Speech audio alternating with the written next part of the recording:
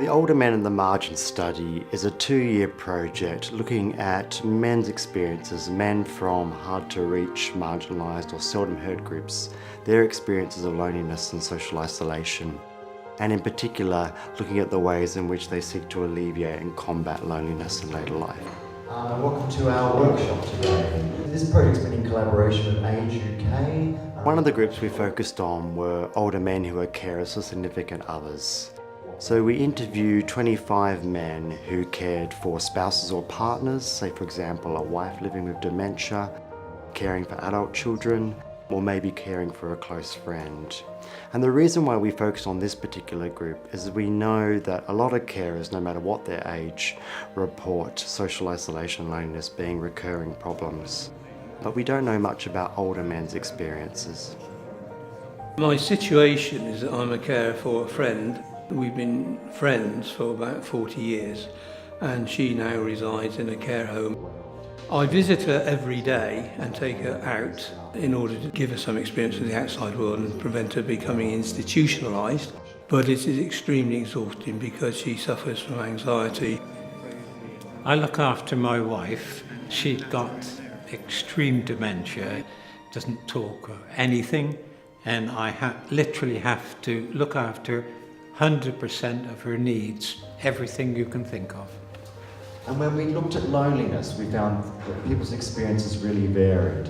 If you've got a partner, man or woman, who's got dementia, the way in which that manifests itself out in the community can seem odd or even sometimes aggressive. It just completely starts to limit how much that person with dementia might go out of the house, but also the person who cares for them goes out of the house. When it first all kicked off, I didn't know what was happening. I used to get cross, very cross sometimes. We would argue.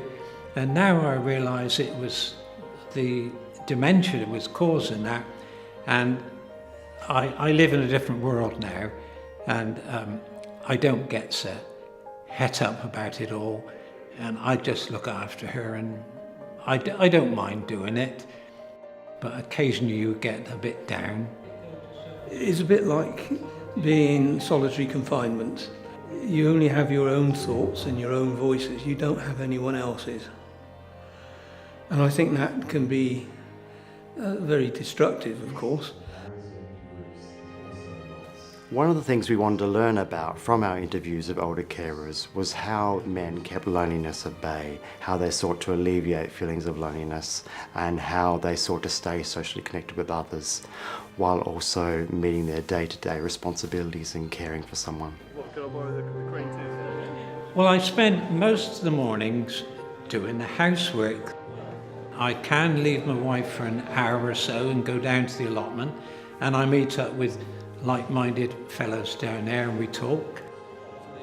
Keeping loneliness at bay, in my case, is achieved by involving myself with research, really, research of things like what is relativity, special relativity that is, which I've done, and entropy, which I've done. Whilst your mind is engaged in something that requires great thought, you can't think about other things.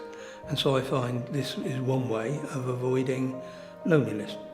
So what I'd like people to do is to get into groups of 5 around the table.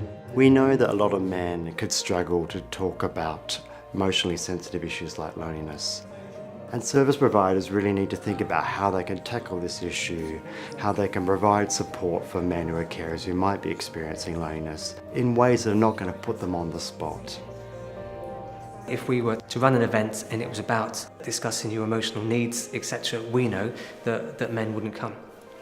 But what we do know is that if we have an agenda item which is a practical topic which we know that men will be interested in, they'll have some of those conversations, what I would describe as those sideways conversations with other people about some of their emotions, about some of their support needs, etc., almost accidentally as part of the process. Very difficult often for them to express how that feels for them individually.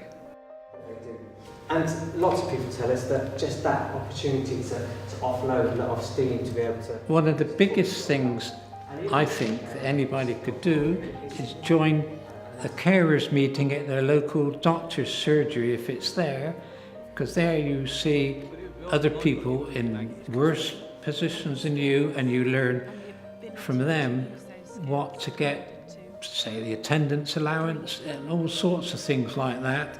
And that is where I learned everything. What would be very useful to me would be to have a so-called buddy. And by that I mean someone who could spend a couple of hours twice a week to accompany myself and my friend when we go out for a couple of hours or so. Because my friend suffers from anxiety, it's very wearing on me to deal with her, and a buddy might be able to help take the strain, but also provide a different input to me, another voice. The only voice my friend hears is mine, and anybody can get fed up with that. So having somebody else there who could have an input would be useful.